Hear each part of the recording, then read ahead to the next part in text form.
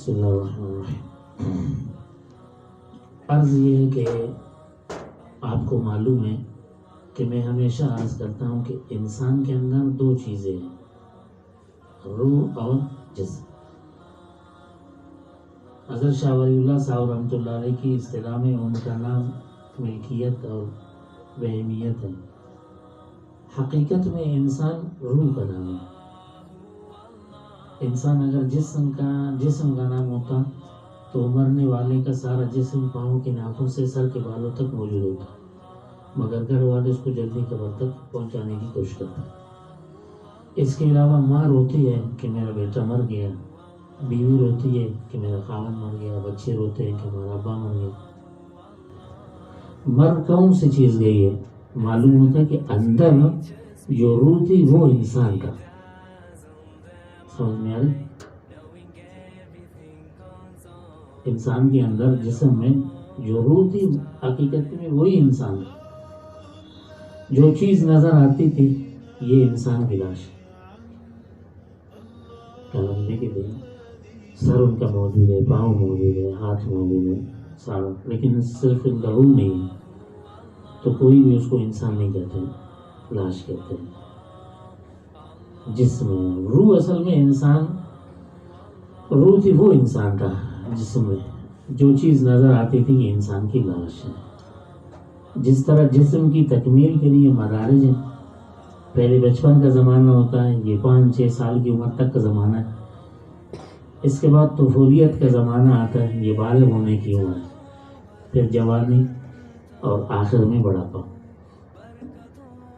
جوانی کا زمانہ 16-17 سال سے 29 سال تک ہے۔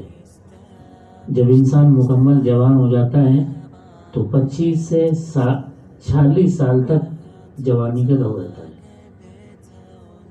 40 سال کے بعد انحطاط شروع ہو جاتا ہے۔ اس میں ابتداءً، وسط اور انتہا سب دور آ گئے۔ اسی طرح روحانیت کے لیے بھی 4 مدارج ہیں۔ اس کے لیے روحانیت، ان مدارج کے بھی ابتدا، وسط اور انتہا ہے۔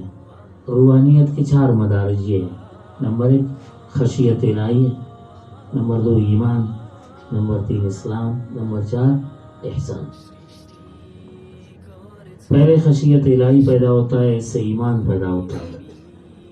ایمان اس لیے لاتا ہے کہ اللہ راضی ہو جائے اور انعام دے، اس لیے اللہ تبارک و تعالیٰ فرماتے ہیں فذکر بالقرآن من یخاف وعید، قرآن کے ذریعے اس کو نصیحت کیجیے جو عذاب سے ڈرتا ہے۔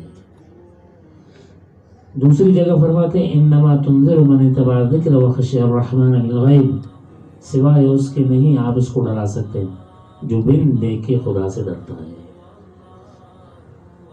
ایک اور جگہ وَأَمَّا مَنْ خَافَ مَقَامَ رَبِّهِ وَنَهَى النَّفْسَ عَنِ الْهَوَىٰ فَإِنَّ الْجَنَّةَ هِيَ الْمَأْوَىٰ وَأَمَّا مَنْ طَغَىٰ وَآثَرَ الْحَيَاةَ الدُّنْيَا فَإِنَّ الْجَحِيمَ هِيَ الْمَأْوَىٰ، جو اللہ کے سامنے کھڑا ہونے سے ڈرا اور اپنے نفس کو خواہشات نفسانی سے روکے رکھا، اس کے لیے بے شک جنت ٹھکانا ہے۔ اور جس نے سرکشی کی اور دنیا کی زندگی کے پیچھے لگا رہا، اس کا ٹھکانہ جہنم ہوگا۔ بچے اس لیے سبق یاد کرتے ہیں کہ اگر یاد نہ کیا تو استاد مارے گا، اس لیے نا، خدا کا ڈر ہو تو ایمان نصیب ہوتا ہے۔ خوف خدا قرآن کی تعلیم سے پیدا ہوتا ہے۔ صوفیہ کرام کیا فرماتے ہیں؟ صوفیہ کرام طالب الدنیا مؤنۃ، طالب العقبہ مخنۃ، و طالب المولا مذکر۔ زیب و زینت عورت کی فطرت ہے، ہاتھوں میں مہندی لگی ہوئی ہو، ہونٹ سرخ ہو، تیل لگا ہوا ہو، کنگھی پٹی کی ہو، زیورات سے لدی ہوئی ہو، عورت ان چیز کو پسند کرتی ہے۔ اس لیے دنیا کی طالب کو اللہ والے عورت سے تشبیہ دیتے ہیں، سمجھ رہے؟ جو دنیا کا طالب ہوتا ہے، دنیا کے پیچھے ہمیشہ لگا، اس کو اولیاء اور بزرگ حضرات عورت سے تشبیہ دیتے ہیں۔ وہ بھی سوٹ، کنگھی، موٹر، کوٹھی، فرنیچر وغیرہ میں پھنس کر مقصد زندگی بھول جاتے ہیں۔ ان کے نزدیک یہ چیزیں ضرور ہوں، خواہ اندر ایمان ہو یا نہ ہو۔ طالب عقبہ اللہ والوں کے نزدیک مخنث ہے. وہ دودھ کی نہروں، حوروں اور دوسری نعمتوں کے باعث خدا کو یاد کرتے ہیں. تو فرمایا حقیقت میں طالب مولا اللہ نہ طلب کرو اپنا بندہ، طالب مولانا اللہ والا انسان روحانیت کا کمال ہے. بے شک یا اس کی نعمت مقصود تو یہی اصل میں مرد ہے. نبی علیہ السلام کا ارشاد ہے ان اللہ لا ينظر الى صورکم ولا الى اموالکم ولکن ينظر الى قلوبکم واعمالکم. بے شک اللہ تعالیٰ نہ تمہاری صورتوں اور نہ تمہارے مالوں کو دیکھتا ہے، لیکن وہ ہمارے قلوب اور اعمال کو دیکھتا ہے. اللہ جب بھی دیکھتا ہے ہمارے صورتوں کو نہیں دیکھتا، ہمارے مال کو نہیں دیکھتا کہ ان کے پاس پیسہ کتنا، نہیں. اللہ تبارک و تعالیٰ ہمارے دل اور ہمارے اعمال کو دیکھتا ہے کہ نماز کتنا پڑھتا ہے، اللہ کو کتنا یاد کرتا ہے، قرآن کتنا پڑھتا ہے، اس کا دل کیسا ہے، صاف ہے یا صاف نہیں ہے. بس وہی. اگر دل میں ایمان نہیں تو عمل مقبول نہیں. دل میں ایمان نہیں تو عمل مقبول نہیں. منافقین کے دل میں انک لرسول اللہ نہیں، اس لیے اللہ ان کو جھوٹا کہہ رہا ہے. حالانکہ زبان سے کہتے تھے انک لرسول اللہ کہ بے شک تحقیق البتہ آپ اللہ کے رسول ہیں. تو یہ غلط بات، صحیح بات ہے. یہ کون سے آتے ہیں؟ اذا منافقون صورت ہے اذا جاءك المنافقون قالوا نشهد انك لرسول الله والله يعلم انك لرسوله. لیکن کیا فرمایا والله يشهد ان المنافقين لكاذبون. اللہ گواہی دیتے ہیں یہ منافق جھوٹ ہوتے ہیں، اس لیے اللہ تعالیٰ ان کو جھوٹا کہہ رہا ہے. ایمان کا نتیجہ اسلام ہے. جڑ خشک ہو تو درخت ہرا بھرا نہیں رہ سکتا. منافقین کے دلوں میں ایمان نہ تھا، اس لیے وہ کفار اور مشرکین کے برابر سمجھے جاتے تھے. صحبت کا عکس پڑتا ہے، اس لیے اللہ تعالیٰ فرماتا ہے وَاصْبِرْ نَفْسَكَ مَعَ الَّذِينَ يَدْعُونَ رَبَّهُمْ بِالْغَدَاةِ وَالْعَشِيِّ يُرِيدُونَ. دل سے جو بات نکلتی ہے اثر رکھتی ہے، پر نہیں طاقت پرواز مگر رکھتی ہے. صحبت میں بیٹھنے سے طبیعت پر اثر پڑتا ہے. پہلے زمانے میں عورتیں اپنے لڑکوں سے کہا کرتی تھی کہ بیٹا عمر رسیدہ لوگوں کے پاس بیٹھا کرو. پہلے زمانے میں عمر رسیدہ لوگوں کے پاس بیٹھا کرو تاکہ وہ جب اپنے تجربات بیان کریں تو ان کو سن کر تمہیں عقل آئے. یہ پہلے زمانے کی بات ہے. ایمان پر اسلام کا ترتب ہوتا ہے. اسلام کا نتیجہ احسان ہے. احسان کے متعلق نبی صلی اللہ علیہ وسلم کا ارشاد الاحسان ان تعبد اللہ کأنک تراہ فإن لم تکن تراہ فإنہ یراک. اللہ کی عبادت اس طرح کر گویا کہ تو اس کو دیکھ رہا ہے، بس اگر تو اس کو نہیں دیکھتا تو وہ تجھے دیکھ رہا ہے. گویا احسان شرف حضوری ہے. اندھا اگر بینا سے باتیں کرے، اگر وہ اس کو دیکھتا نہیں، یقین تو ہے کہ کوئی موجود ہے. ایاک نعبد و ایاک نستعین. تو فرمایا یہ مخاطب کون ہے؟ اللہ کی ذات مخاطب ہے. اس طرح نماز میں جو لذت آتی ہے اس کی ترجمانی الفاظ میں نہیں ہو سکتی. یہ کیف ہے. جہاں پانی مسلسل گرتا رہتا ہے وہاں پہلے سبزہ اور پھر پیپل کا درخت اگاتا ہے. اوپر کی منزل میں یا کنویں کے اندر کوئی پیپل بوتا نہیں، مگر وہاں پانی کے مسلسل گرتے رہنے سے اگاتا ہے. اسی طرح نیکوں کی مسلسل صحبت اور ان کی باتیں سن کر انسان کی طبیعت نیکی کی طرف راغب ہو جاتی ہے. سمجھ آ رہی؟ جتنا سے جتنا کمزور آدمی کیوں نہ ہو، لیکن بزرگوں کی جب محفل میں بیٹھتا ہے نا ان کو عمل کرنے کے شوق پیدا ہو جاتا ہے. آگے نہیں دیکھا. کوئی اگر نمازی آدمی بے دینوں کی مجلس میں جائیں، بیکار لوگوں کی مجلس میں بیٹھا رہیں تو وہ بے دینی کی طرف مائل ہو جائے گا. بے نمازی حضرات کے محفل میں جائیں، بزرگوں کی مجلس میں جائیں تو ان کو خود بخود دین کا شوق پیدا ہو جاتا ہے، اس کا دل نرم ہو جاتا ہے، اللہ کی طرف مائل ہو جاتا ہے. اس لیے فرمایا کہ بزرگوں کی مجلس میں جایا کریں. اسی طرح نیکوں کی مسلسل صحبت اور ان کی باتیں سن کر انسان کی طبیعت نیکی کی طرف راغب ہو جائے. خوف خدا پیدا ہو جائے تو طبیعت خود بخود اعمال صالحہ کے لیے آمادہ ہو جاتی ہے. اس کے لیے طریقہ کار یہی ہے، صحبت ہو، صحبت میں رنگ چڑھتا ہے. دنیا میں انسانوں کے مختلف نسبین ہیں. بعض کا نسبین کوٹھی ہے، موٹر ہوتا ہے، بعض کا زمین اور بعض کا گریٹ بڑھانا. اللہ کے بعض بندوں کا نسبین فقط رضا الہی ہوتا ہے.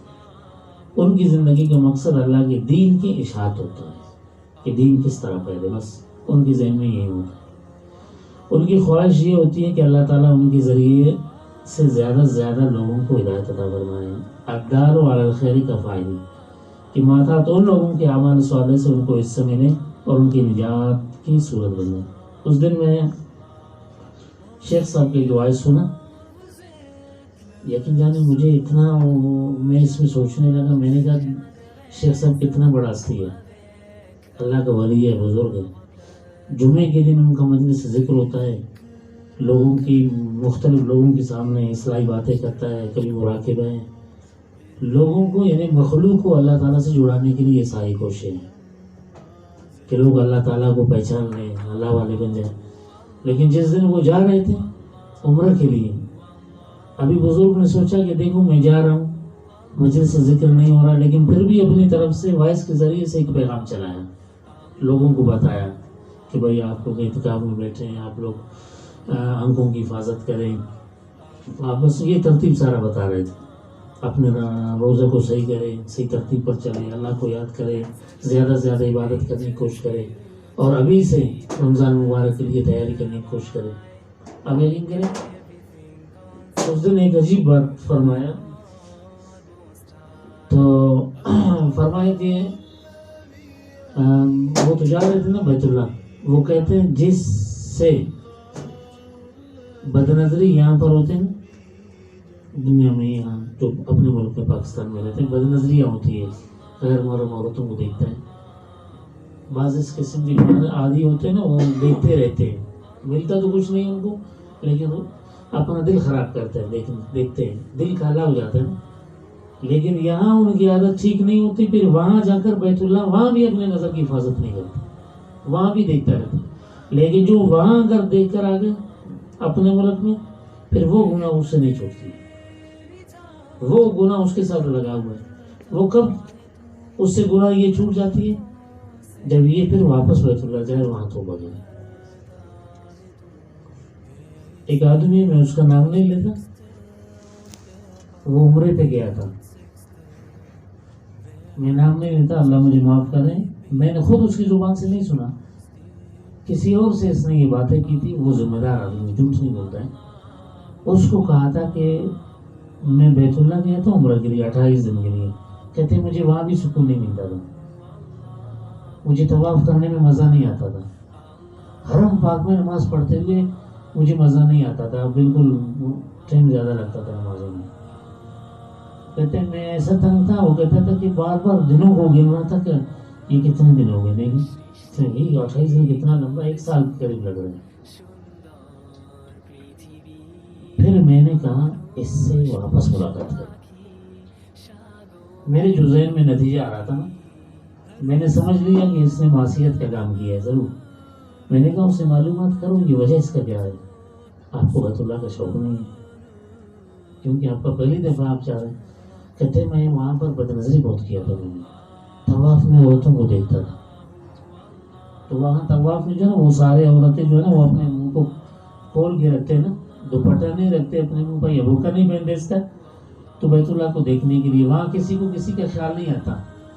وہ اللہ تبارک و تعالیٰ کے عشق کا منظر ہوتا ہے، اللہ تعالیٰ کی محبت کی تجلیات ہوتی ہے، شفقتیں ہوتی ہے. تو وہاں بھی یہ ظالم جو ہے نا بد نظریہ کرتا تھا.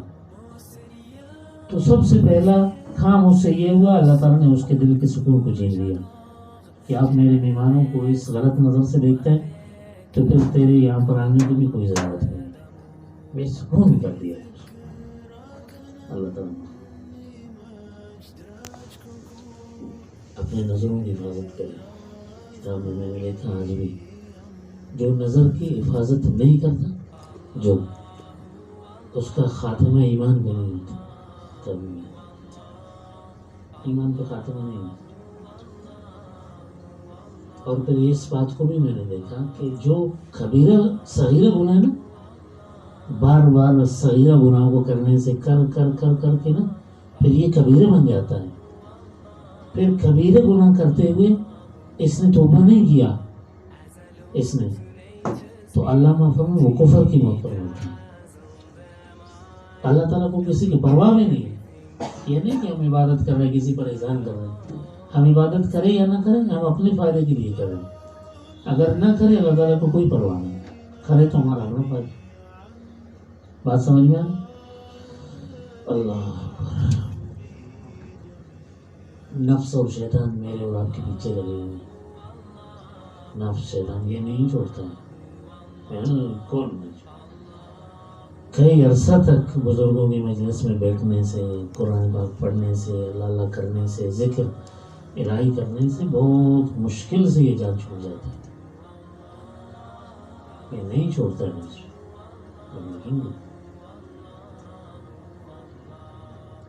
ہمارے جو نفس ہے نا نفس شیطان یہ اژدہا بن چکے ہیں. اس کو بچھاڑنا اس کو مات لگانا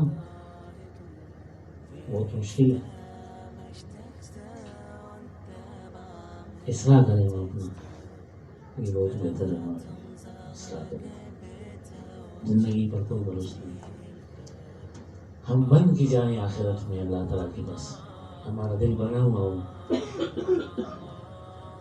اگر دل نہ بنا ہوا ہو مردار دل کے ساتھ آنکھوں کو غلط استعمال کرتے ہوئے اس طرح اگر ہم اللہ تعالیٰ کے پاس گئے یقین جانے ہمیں وہ مقام نہیں ملے گا جن کے بارے میں ہم سوچ رہے ہیں. نہیں اللہ عذاب دے گا. اللہ اگر صرف یہ پوچھے ظالم تو کیوں اس طرح دیکھتا ہے.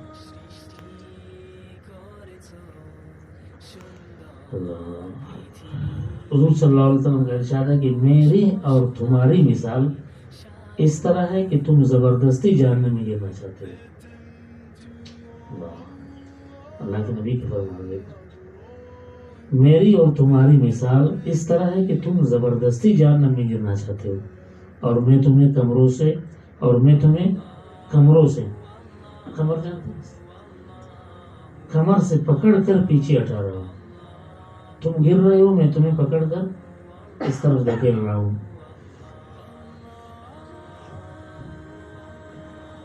ہم مطلق تصوف کے قائل نہیں. ہم تو اس تصوف کے عامی ہیں جس کا ماخذ کتاب اللہ و سنت رسول اللہ صلی اللہ علیہ وسلم. جو صوفی عالم اللہ اور رسول اللہ صلی اللہ علیہ وسلم کے راستے کی طرف دوڑتا نظر آئے گا ہم تو اس کے پیچھے دوڑیں گے. ہر پیر کے پیچھے نہیں. جو داڑھی منڈا ہوا وہ بیٹھا ہو کہتے ہیں میں اللہ کا ولی ہوں. اس طرح کا اللہ کا ولی نہیں ہو سکتا. سمجھ لیں پاتا پہننا نہیں. ایک دفعہ گیا اس فرنجی تو وہاں کسی کے مہمان تھا تو میں اچانک باہر نکلا کیونکہ وہاں پر تھوڑا سا گرمی بھی تھا. میں نے کہا تھوڑا سا ہوا خوری کروں چکر لگاؤں. میں ایسے اٹھ کر جانے لگا تو انہوں نے کہا کہ آپ بیٹھیں. میں کہا میں آتا ہوں. مجھے معلوم نہیں تھا. میں جب دیکھا ایک ڈاکٹر صاحب وہاں پر کھڑی تھی تو ایک گاڑی کھڑی تھی وہاں پر جو ہے نا وہ اس میں مرغیوں کی آواز بکریوں کی آواز چاول پتہ نہیں کیا کیا گندم وغیرہ یہ سارے رکھے ہوئے لوٹ. مجھے تو ایسا لگا نا جیسے نا پاپا نا ڈمپنگ ٹھیک جا اسکار مجھے اس طرح لگ رہا تھا. پھر میں نے سوچا کہ ان کی آدمی تو بالکل نہیں ہے. پھر واپس آیا میں نے کہا یار یہ جاؤ آپ اس آدمی کو کہا. میں نے کہا یہ کیا ہے. مرغیوں کی آواز ہے بکریوں کی آواز ہے کہاں یہ جان. کہتے یہ عیسائی ہیں. اللہ والا اس طرح نہیں ہوتے. اللہ والوں کو تمہارے دنیا کی پرواہ بھی نہیں ہوتی. اب یقین کریں وہ دنیا کو لاتوں سے مارتے ہیں. دنیا خود بخود ان کے قدموں میں گرتا ہے. ایک آدمی آیا مولانا قاسم نانوتوی رحمۃ اللہ کے پاس. اس زمانے میں دارالعلوم دیوبند میں جو پڑھاتے تھے ان کا تنخواہ 3 روپے ہوتا تھا. اس زمانے میں ایک آدمی نے 10,000 روپے لایا. آپ اندازہ لگائیں. تو اس کو کہا کہ یہ میں نے آپ کے لیے لایا ہے. میں نے کتاب میں دیکھا قاسم نانوتوی رحمۃ اللہ کو اللہ تعالیٰ نے وہ فہم اور فراست دی تھی وہ کوئی اگر ان کے اوپر احسان کرتا تھا وہ اس طرح کے لوگوں کو پہچانتا تھا کہ یہ مجھ پر احسان کر رہا ہے یا مجھے حقیر سمجھ رہا ہے, غریب سمجھ رہا ہے, کم سمجھ رہا ہے. تو اس نے کہا کہ یہ بس اپنے پاس رکھ. کہتے ہیں میں آپ کے لیے لایا ہوں. کہتے ہیں کسی اور کو دے دو جس کو ضرورت ہے. کہتے ہیں میرے ذہن میں آپ ہے. کہتے ہیں میں نہیں لیتا. اتنے دور سے آیا ہوں. کہتے ہیں میں نہیں لیتا, مجھے ضرورت نہیں ہے اس کی. کہتے ہیں اتنے پیسے ہیں. کہتے ہو جائے. تو اس نے نہیں لیا. وہ بہت پریشان, اتنا بڑا رقم ہے یہ نہیں لے گا. پھر جب باہر آیا تو کسی شاگرد یا مرید کو پایا اور کہا کہ حضرت کے جوتے کہاں پر ہیں؟ کہتے ہیں وہ جو کونے میں رکھے ہوئے. اب یقین کریں میں نے کتاب میں دیکھا وہ 10,000 روپے کے پیسے جو نا اس میں جوتوں میں لگا دیے اس طرح. جب حضرت نکل رہے تھے نا مسجد سے, وہ تو گیا ہوا بھی. جب اس نے پاؤں کو اندر جوتے میں کیا نا تو جوتے میں وہ پاؤں نہیں جا رہا تھا. تو اپنے شاگرد کو یا مرید کو کہا دیکھیں اس میں کیا. جب دیکھا تو اس میں پیسہ تھا. کہ کتنے ہو گئے تھے اتنے؟ کہتے دیکھو جو دنیا کو ٹھوکر لگاتے ہیں اس کے قدموں میں گرتا ہے. اس زمانے میں بھی ایک آدمی تھا مولانا تانوی رحمۃ اللہ علیہ سے بیعت تھا, اس کے لیے 1 لاکھ روپے ابھی بھیجا. اس نے بھی احسان کیا. یہ بزرگ جو ہے نا وہ خط کے لکھنے سے بھی اس کے احسانات کو سمجھ رہے تھے کہ اس نے میرے اوپر احسان کیے. تو اس نے خط میں لکھا کہ بھائی آپ کا 1 لاکھ روپے مجھے ضرورت نہیں, میں اس کو واپس کروں. بہت بڑا افسر تھا اس نے کہا. پھر اس نے لکھا کہ آپ کو اتنا رقم جب میں نے 1 لاکھ روپے بھیجا اور آپ کو اس طرح کا مرید بھی آئندہ نہیں ملے گا کہ 1 لاکھ روپے آپ کو بھیجے. تو اس نے لکھا آپ کو پیر بھی ایسا نہیں ملے گا جو آپ کے 1 لاکھ روپے تو کرنا ہے. لے جاؤ. فرمایا صوفی یا عالم اللہ اور رسول اللہ صلی اللہ علیہ وسلم کے راستہ کی طرف دوڑتا نظر آئے گا, ہم اس کے پیچھے دوڑیں گے. بعض مسلمانوں کو پیر ایسے ملتے ہیں جو پاؤں میں گھنگرو باندھ کر اپنے مریدوں کو نچاتے ہیں. یہ پیر قرآن پاک میں سورہ صاد میں میرے ذہن میں نہیں آ رہی ایک آیت ہے,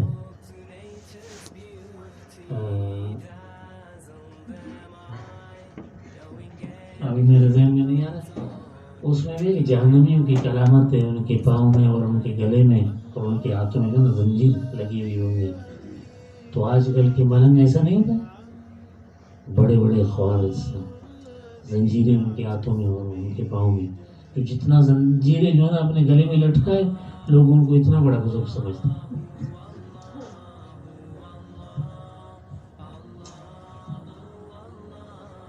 ایک ساتھی نے مجھے اپنے موبائل میں دکھایا, اس نے کہا کہ یہ جو مرید ان کے پاس آتے ہیں نا اس کو اٹھا لٹکاتے ہیں. آپ نے دیکھا ہوگا, مشہور ہے, باغل میں موبائل میں دیکھا ہے. تو اس میں جو ہے نا وہ اس کو اٹھا لٹکاتے ہیں, ان کو مارتے ہیں. پھر اس آدمی نے کہا کہ میرے پاس واٹس ایپ پر ایک کلپ آیا, اس میں جو ہے نا وہ ایک عورت کو مارتا ہے لاٹھی سے. میں نے کہا اچھا ہے ان کو مارے, ان کے شوہر ان کو نہیں مارتا, اللہ نے ان کے لیے دوسرا پیدا کر دیا ان کو مارنے. دیکھو بعض مسلمانوں کو پیر ایسے ملتے ہیں جو پاؤں میں گھنگرو باندھ کر اپنے مریدوں کو نچاتے ہیں. اس قسم کے پیروں کی صحبت میں عبادت کی توفیق نہیں ملتی. میں نہیں کہتا بزرگ کیا کرے.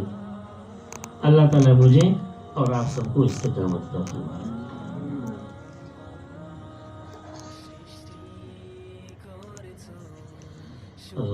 روحانیت کی تکمیل کے لیے ابتدا میں خوف خدا, آخر میں شرف حضوری, درمیان میں ایمان اور کافر. وآخر دعوانا الحمدللہ.